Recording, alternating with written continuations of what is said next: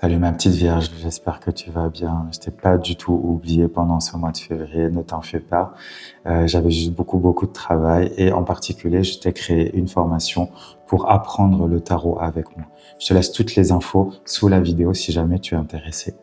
En attendant, je voulais qu'on se retrouve quand même un petit peu en ce mois de février pour te faire un petit tirage sur les énergies qui vont t'accompagner pendant le mois du poisson qui va commencer là bientôt et savoir justement comment je vais pouvoir t'aider à traverser tout ça.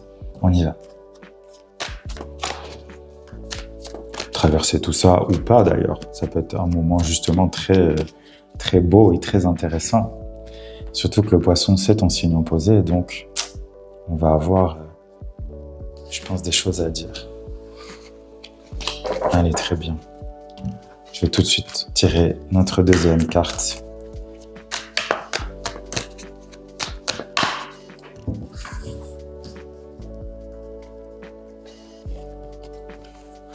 Ok, bon.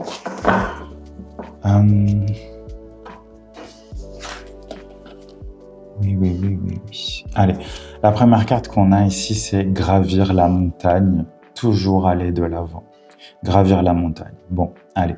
Je pense effectivement que ce sera pas le mois le plus facile, apparemment, vu les cartes que j'ai sorties. Ce sera pas apparemment le mois le plus facile pour toi, ma petite Vierge, parce que j'ai aussi la carte ici du carré qui est sortie. Le carré en astrologie, c'est un aspect de tension, comme c'est écrit ici. C'est un aspect de tension, c'est un aspect de défi constant. Si tu as des carrés dans ton thème astral, si tu connais ton thème astral, tu sais que c'est pas la chose la plus agréable à vivre. Ça dépend de beaucoup de choses, ça dépend de quelles planètes finalement sont en carré avec ton soleil par exemple, qui est donc un soleil en vierge. Je pense qu'il va y avoir...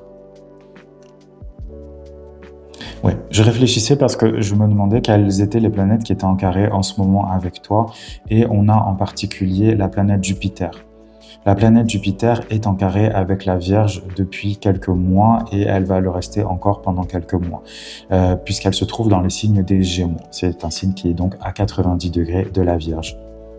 Ça va être un peu compliqué. Alors, c'est intéressant parce que Jupiter, c'est quand même une planète, on l'appelle le grand bénéfique en astrologie, parce que c'est une planète de chance, c'est une planète de nouvelles opportunités, c'est une planète de voyage, c'est une planète d'argent, c'est une planète qui gonfle les choses, en fait.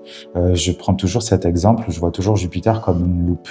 C'est quelque chose qui grossit énormément les choses, il amplifie tout, Jupiter. Il amplifie les bonnes choses, comme les mauvaises, malheureusement, parce que c'est sa nature. Il amplifie les choses. Comme le Sagittaire, qui aurait tendance à exagérer, on me l'a déjà dit.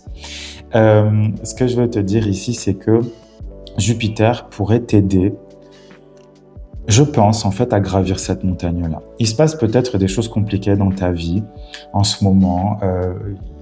Je ne sais pas exactement dans quoi, parce que ça peut être vraiment très général, mais Jupiter pourrait t'aider. Jupiter, il envoie un défi, en fait, pour le moment, à ton soleil. Après, il faudrait voir exactement sur quel degré se trouve ton soleil par rapport à Jupiter, qui, lui, doit être dans les 10-15 degrés du signe des Gémeaux. Mais... il faudrait voir en fait exactement, parce que Jupiter, même s'il va balancer un défi à ton soleil, c'est l'abondance en fait qui appelle ta source, ton essence. Je ne sais pas si je suis clair quand je dis ça.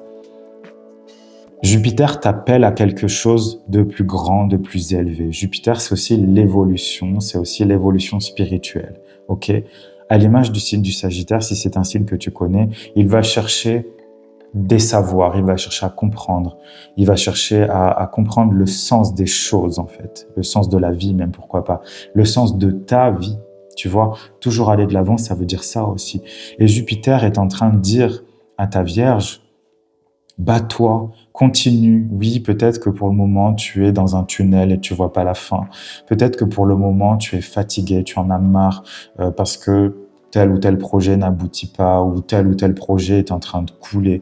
Tu comprends ce que je veux dire ? Bats-toi en fait, continue d'aller de l'avant. Quand on a une montagne dans les cartes, c'est vrai que c'est rarement un signe de facilité. Ça l'est pas même d'ailleurs, même pas rarement, ça l'est jamais. C'est pas quelque chose de facile, mais là Jupiter envoie des effets bénéfiques Certes, ça t'oblige à te bouger, parce qu'en plus, c'est dans les Gémeaux, donc les Gémeaux, ça veut... Et encore, tu vois, c'est une bonne chose parce que les Gémeaux, c'est quand même aussi un signe mercurien. Tu es aussi un signe mercurien, la planète Neptune, j'allais dire, la planète Mercure, qui t'aide à réfléchir, qui t'aide à planifier les choses. Et l'énergie des Gémeaux, en fait, c'est un Mercure qui va être plus virevoltant. Il va bouger dans tous les sens. C'est plutôt un papillon, en fait. Le Mercure des Gémeaux, c'est plutôt un papillon, alors que le Mercure de la Vierge, je vais dire, c'est plutôt un comptable. C'est quelqu'un qui va être bien ancré et qui va pouvoir voir les choses peut-être arriver de plus loin. Il va plus prévoir. Et là, c'est comme si Jupiter te disait « décoince-toi un peu ». Décoince-toi un peu, en fait, parce que ce carré est en train de je dirais presque de t'obliger à te bouger, parce que Jupiter, c'est une planète qui bouge. C'est le Sagittaire. Le Sagittaire, encore une fois, si tu le connais pas, c'est un signe qui est tout le temps en vadrouille, il a tout le temps envie de bouger, il s'arrête jamais, et quand il doit s'arrêter, c'est très dur pour lui de tenir en place. Ok ? Et là, c'est ça que Jupiter te dit. Bouge tes fesses, petite Vierge. Bouge tes fesses, fais les choses que tu dois faire, et surtout, arrête de te prendre la tête. Moi, c'est ça que je sens, en fait, dans cette énergie-là.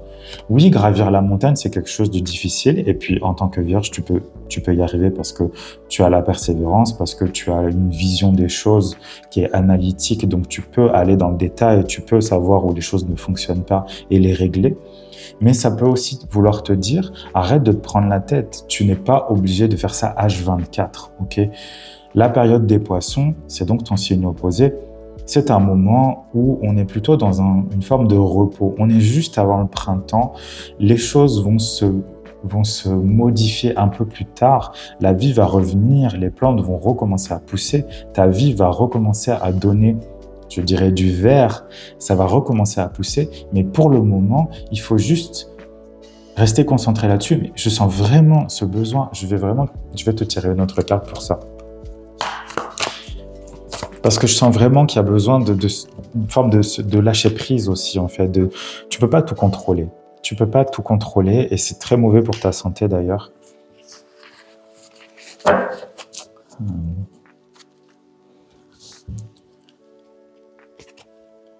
Ok. C'est ça. Descendant. Alors, je vais la prendre cette carte. Alors, le descendant, c'est le point qui est opposé à ton ascendant. Ascendant, descendant. Ascendant, maison 1, descendant, maison 7. Ascendant, c'est toi, descendant, c'est les autres. Ok. Ici, on a le mot invitation qui sort. Moi, je pense que c'est une invitation à aller voir dans ton opposé, c'est-à-dire vraiment les poissons. C'est comme ça que je le sens, si tu veux. Il y a cette idée d'opposition. Les poissons, si tu connais des poissons, alors, c'est toujours pareil, hein, ça dépend vraiment de plein de critères, de plein de choses.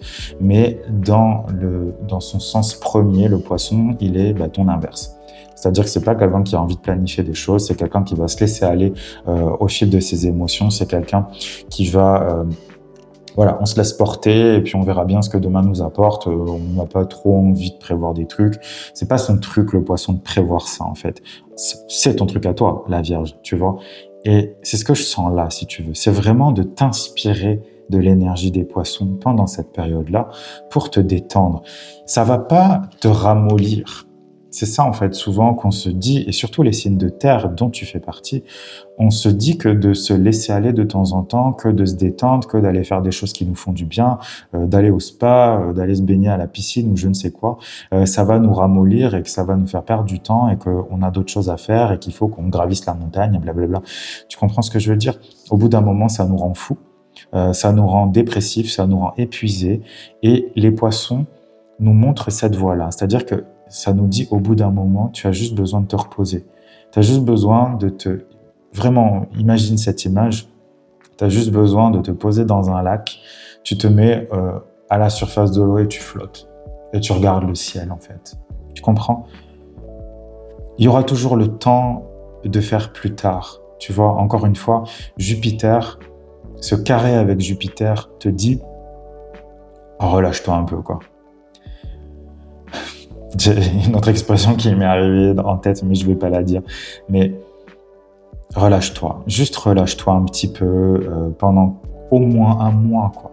Pendant au moins un mois, tu verras la saison du bélier, ça va repartir, il y a du feu, il y aura le printemps, ça va repartir en force. Mais là, pour le moment, oui, gravir la montagne, d'accord, mais à un moment donné, on n'est pas tout le temps en train de monter dans la montagne. Tu comprends? On n'est pas tout le temps en train de monter, il faut trouver cet équilibre. Il faut trouver cet équilibre dans justement l'exagération de Jupiter qui dit oui, mais moi je veux monter, je veux aller le plus vite possible, je veux être en haut de la montagne déjà alors que je suis tout en bas.